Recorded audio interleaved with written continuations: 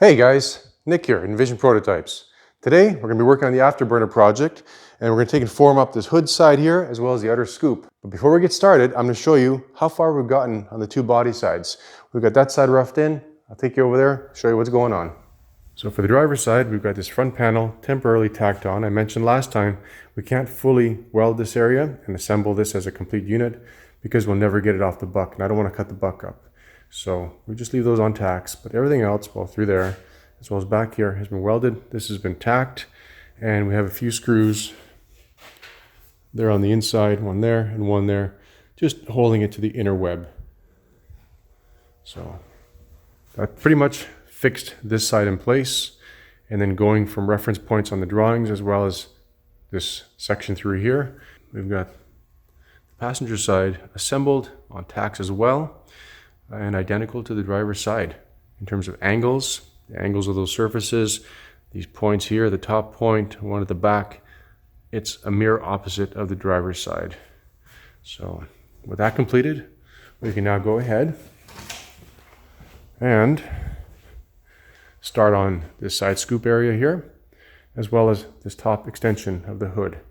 And this panel is going to be joined with this scoop. There'll be a separation line through here, as well as down through here. So this panel is going to remain in place because of the suspension. We're going to leave that bolted up for now. I'm not going to work on that panel just yet. I'm going to get the hood and this side scoop assembled, and then we can go ahead and fill in those pieces later on. Might even leave it open, might give it a cool effect. Nah, nice, smooth, sleek Roadster. That's what we're going for. Once we get that done, we'll move on to the back, get the rocker in place, and work our way up into that quarter panel. Okay, let's get to work.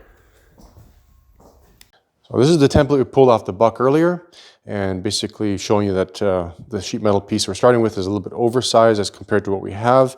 I've added extra material for flanges that we need to roll down because if you remember, there's going to be a cut line along the bottom edge of this scoop that mates up the rocker so that the hood can open. And we've got the passenger side. But in order for us to go any further, we have to make some adjustments to this buck. We need to take and cut this rod here so that we can take and slip the sheet metal in, allowing us a cut line for the hood to open. There's going to be a cut line here as well as there. Then we can go ahead and start fabricating this piece. The other thing I'm going to do is take and remove this panel so I can get in from the back side and scribe these rods onto the sheet metal pieces.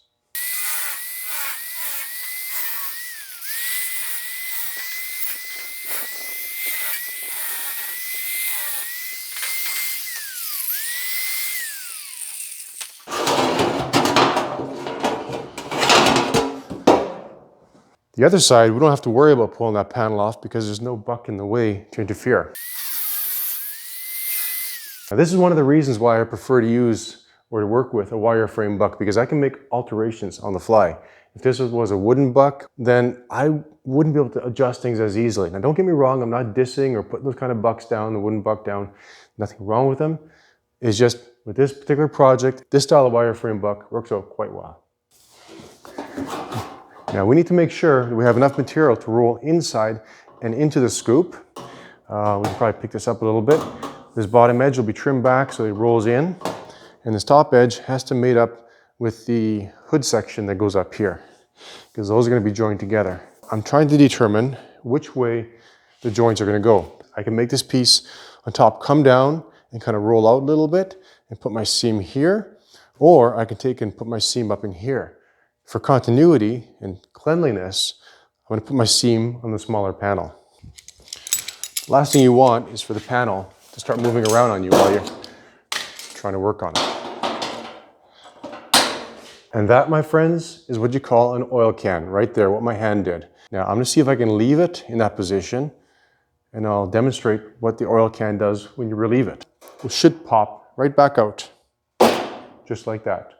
And there's nothing wrong with this doing this at this point here. This panel has a very slight convex shape coming outward towards you without the edges being restrained.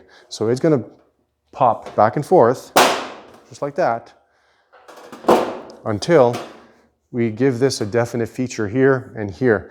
And then that convex will stay out. This cut line is going to continue right through to the end And this little triangular piece up here, that will be cut through there as well to separate. All right, I think I have all the lines I need. We can take this off and start bending it up. Yeah. Now, because we have to take and miter these corners when we bend this panel up, I can't go to the break and just bend straight lines because it'll put a break in an area where I don't want a break to happen. So, we're just gonna start off this way. When it comes to the top edge, I'm gonna use a soft radiused anvil. Give that a bend. Now we can either shrink the heck out of those corners or we can cut them. Here we have the first break and you can see how this is happening. If I did this on my 6-foot break, we'd have a straight line coming right through here, and I don't want a line in this area because there's no need for it. We need to take and cut this area here and bring those two together. We can shrink the heck out of it, but you'll never get that much shrinkage. So it's simpler to cut it and weld it up. Same thing back here. Down below, we have to take and get a sharper anvil because that's going to be a cut line for the bottom edge, and roll that inward.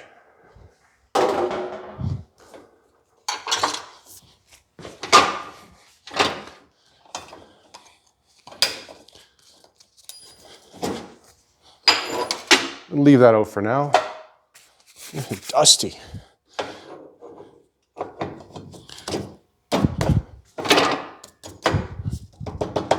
Good. This. Tighten that up. Now, because I need to make a corner at the bottom, I better focus on this. So we've got that first break. What I'm going to do is going to cut this a bit of an angle here and trim away a lot of this material. We only need about 3/4 of an inch at the bottom, and that'll help us roll that inward. And then the other thing is we need to figure out exactly where this cut line is going to be on the front diagonal. If I ran straight through, we'd come up short, and I'll show you what I mean. But I think I'm going to roll this up a little bit more.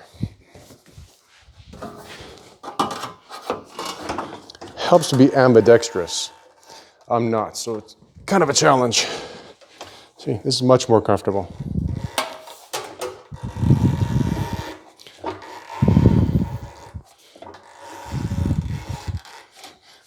Tighten it up a little bit more. Roll that up. Now we're going to be limited as to how far we can go because of the upper wheel here. So sometimes it's great because you can grab it and roll your panel. And in cases like this, it's a little bit challenging. Let's fit this up. Wow. It's not too shabby. Come down a little bit there. And we need to go in a little bit. Just making some quick adjustments manually. Oops.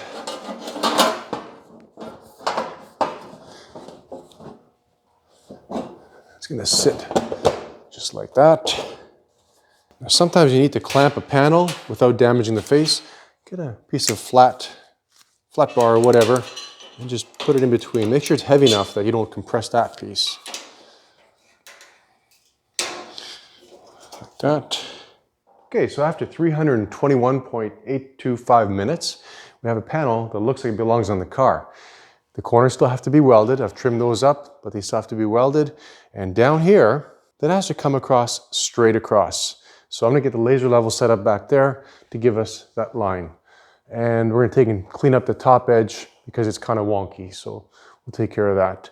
And then once we take and tack the corners together, I can go ahead and dress up these areas. We have a nice space across the bottom, and I'm gonna take and roll that over after we have everything welded up and fitted for the final time so that we have a nice consistent edge. I don't want anything to drift. So, okay, let's get the laser level set up. And that will be our cut line across the front. This bottom portion is going to remain part of the rocker.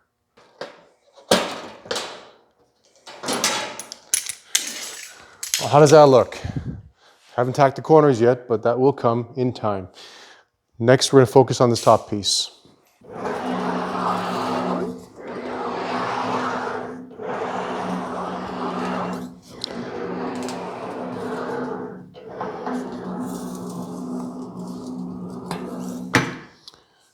Okay, so this is the part for the top section of the hood there.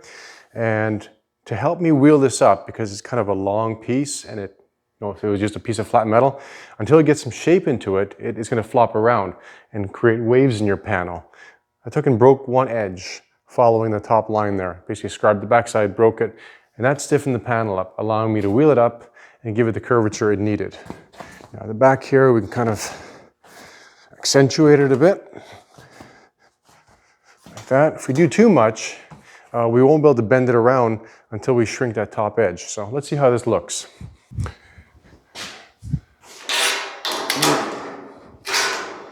It'll probably fall down again, but I think we're going to remove this, get it out of our way.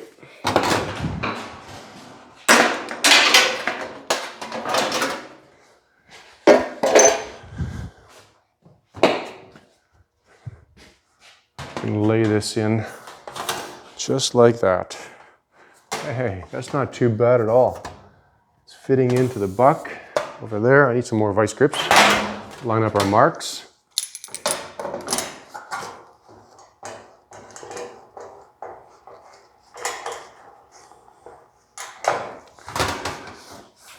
Okay. Now you notice when I push down on that, that panel's moving around. So that's why I'm not going to scribe that until much later. What I'm focused on right now is to take and determine where this line is going to be and bend it outward in this location, but bend it downward and inward, actually underneath in this location, as well as over here. This has to return inside. That's what makes this part complicated. Not too bad. And you can see how we're starting to buckle through here. It's really hard to see, I'm guessing, but this area is buckling. We're going to have to take and shrink the top because the top actually has to start diving inward. The center of the hood is actually going to be dropped down inside as compared to the sides here. Okay, let's get a clamp on that.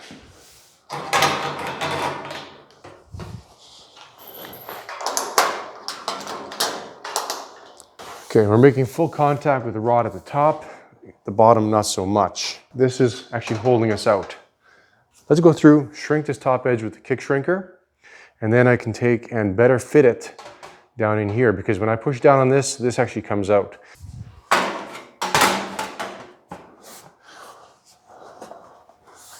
Fantastic, that's fitting a lot better now. Okay, so next step is to take and roll this inward, roll this out, and roll this in. And here's the moment of truth, because after I do what I'm going to do, there's no going back. We'll have to make a new piece if we mess this up.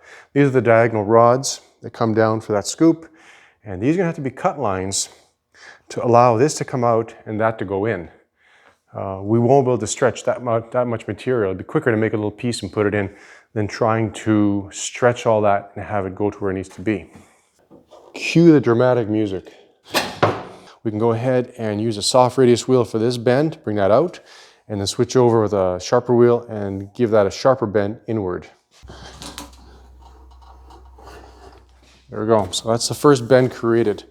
And it did flatten this section out, so we're gonna have to take and stretch that. So this has to go up 90 degrees.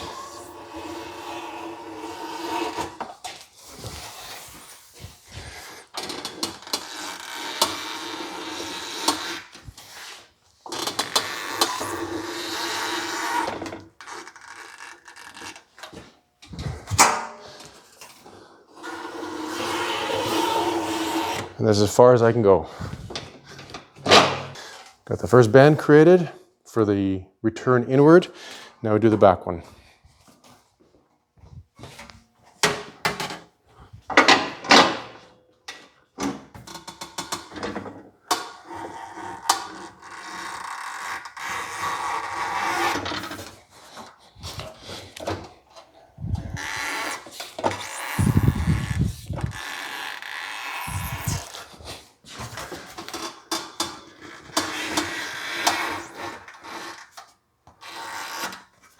That's it. Might have to touch it up a little bit, but we are pretty darn close. Yeah, you can see there's a highlight there. highlight there. This has to be taken and stretched out. I can use the wheel to wheel that flange, or I can put in the kick shrinker and just pull that out a little bit. We'll use the kick shrinker. So just gave that a bit of a stretch, and that's fitting in really well. Okay, we have to take and trim this up a little bit because it's getting in our way. The rest looks fine.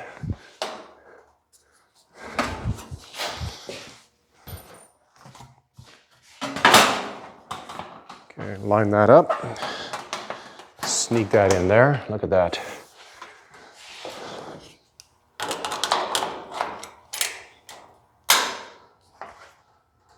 Squeeze clamp.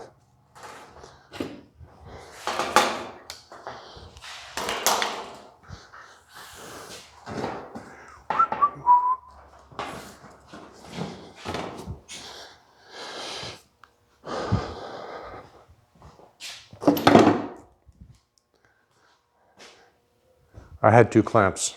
There's one there, one on the floor. You guys see where it went to? Nope. Well, anyway, let's fit this in place and see how it all comes together. Okay. I should get a clamp on that.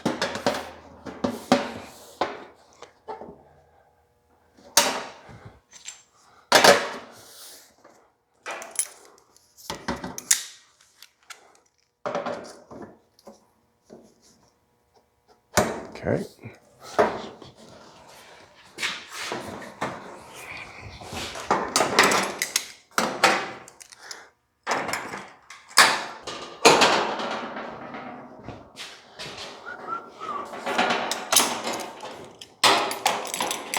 It's all the little adjustments you got to make. There we go. Okay, we can take these tails off. Don't need them. They look kind of weird.